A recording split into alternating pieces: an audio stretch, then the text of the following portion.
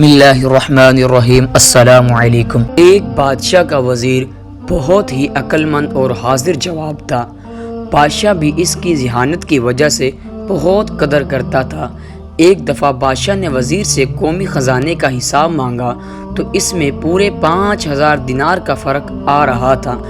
بادشاہ نے وزیر سے کہا کہ اتنی ساری رقم کہاں خرچ کی؟ وزیر نے بادشاہ سے کہا کہ آپ کے جلال کی قسم، میں نے اپنی ذات پر 1 دینار بھی نہیں کیا۔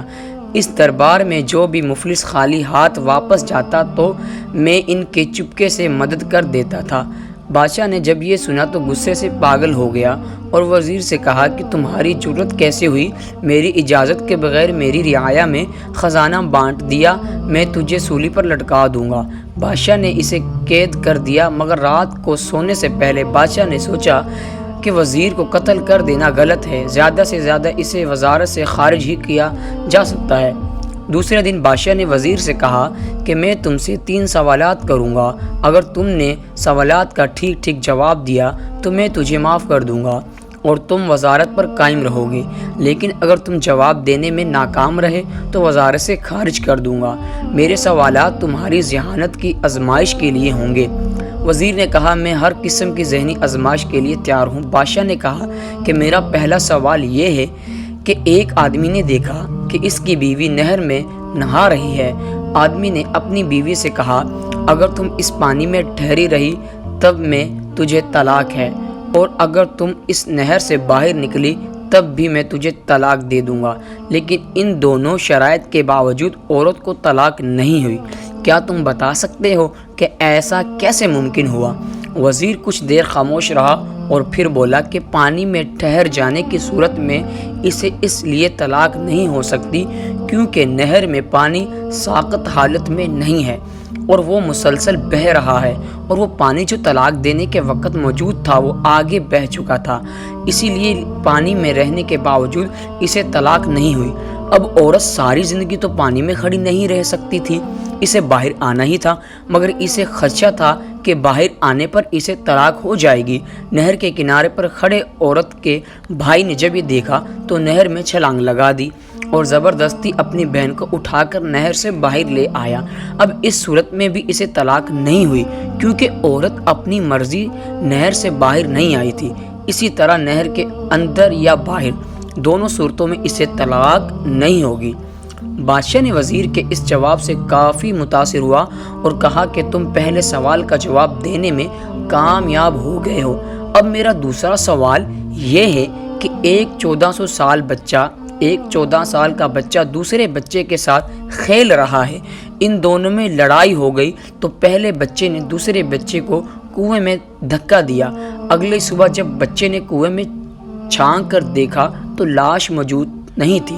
وہ حیران ہوا۔ پھر جب وہ لڑکا 16 سال کا ہوا تو اسکول میں اس کی کسی لڑکے سے لڑائی ہو گئی۔ جب چھٹی ہوئی تو اس نے اس لڑکے کو بھی کنویں میں دھکا دے دیا۔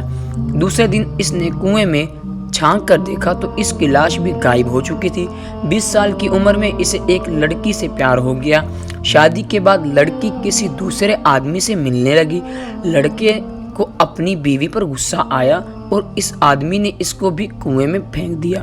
دوسرے دن اس نے کنویں میں جا کر دیکھا تو اس کی بیوی لاش غائب ہو چکی تھی۔ 30 سال کی عمر میں اس آدمی کا اپنے بڑے بھائی سے جھگڑا ہوا گیا۔ اس نے اپنے بھائی کو دھکا دیا تو دیوار پر لگنے سے اس کا سر پھٹ گیا اور وہ مر گیا۔ اس نے اپنے بھائی کو بھی اسی کنویں میں پھینک دیا۔ اگلے دن کنویں سے اس کی لاش غائب نہیں ہوئی۔ کیا تم بتا سکتے ہو کہ لاش غائب کیوں نہیں ہوئی؟ وزیر کچھ دیر خاموش رہا، پھر اچانک بولا کہ اس کا بڑا بھائی اپنے چھوٹے بھائی کا ہمدرد تھا، وہ جس کو بھی اپنی نادانی سے کنویں میں دھکا دے دیتا تھا تو وہ ثبوت مٹانے کے لیے لاش کو کنویں سے نکال کر زمین میں دفن کر دیتا، مگر اس دفعہ کوئی بھی نکالنے والا نہیں تھا، اسی لیے کہ اس کی لاش کنویں میں تیر رہی تھی۔ بادشاہ نے کہا تم نے دوسرے سوال کا بھی درست جواب دیا، اب تم سے آخری سوال پوچھا جائے گا۔ سوال سے میں تمہاری ذہنی آزمائش کروں گا۔ بادشاہ نے وزیر کے سامنے 4 عورتوں کو کھڑا کر دیا جن کا ایک جیسا لباس اور قد بھی ایک جیسا تھا۔ بادشاہ نے کہا کہ ان میں سے ایک عورت کنواری ہے، دوسری شادی شدہ، تیسری عورت بچے کو دودھ پلانے والی اور چوتھی عورت حاملہ تھی۔ بادشاہ نے وزیر سے کہا کہ ان کی حرکات سے اندازہ لگا کر بتاؤ کہ کنواری شادی شدہ، حاملہ اور بچے کو دودھ پلانے والی کون سی ہے۔ وزیر نے چاروں عورتوں کی حرکات کا بغور معائنہ کیا اور ان سے گفتگو بھی کی۔ پھر وزیر نے چاروں عورتوں کو الگ الگ کر کے بادشاہ کو ٹھیک ٹھیک بتا دیا کہ کون سی عورت کیا ہے۔ بادشاہ حیران ہوا اور وزیر سے جا کے تجھے کیسے پتہ چلا؟ وزیر نے کہا کہ میں نے کچھ اندازے لگائے جو خوش قسمتی سے درست ثابت ہوئے۔ ایک عورت بار بار اپنے پیٹ پر کپڑا ڈھک رہی تھی تو میں سمجھ گیا کہ یہ حاملہ ہے۔ دوسری عورت بار بار اپنے سینے پر ہاتھ رکھ رہی تھی جیسے اسے درد ہو رہا ہو۔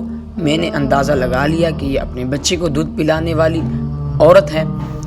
تیسری عورت سے جب میں نے گفتگو کی تو وہ آنکھوں میں ہی آنکھیں ڈال کر بات کر رہی تھی تو مجھے لگا کہ یہ شادی شدہ عورت ہے، جبکہ چوتھی عورت سے جب میں نے گفتگو کی وہ نیچے دیکھ رہی مجھ سے بات کر رہی تھی تو مجھے لگا کہ یہ عورت مرد سے گفتگو کرنے کی عادی نہیں اور کنواری ہے۔ بادشاہ نے کہا تم تینوں سوالات کے جواب دینے میں کامیاب ہوئے، اسی لیے تجھے وزارت پر بحال کیا جاتا ہے۔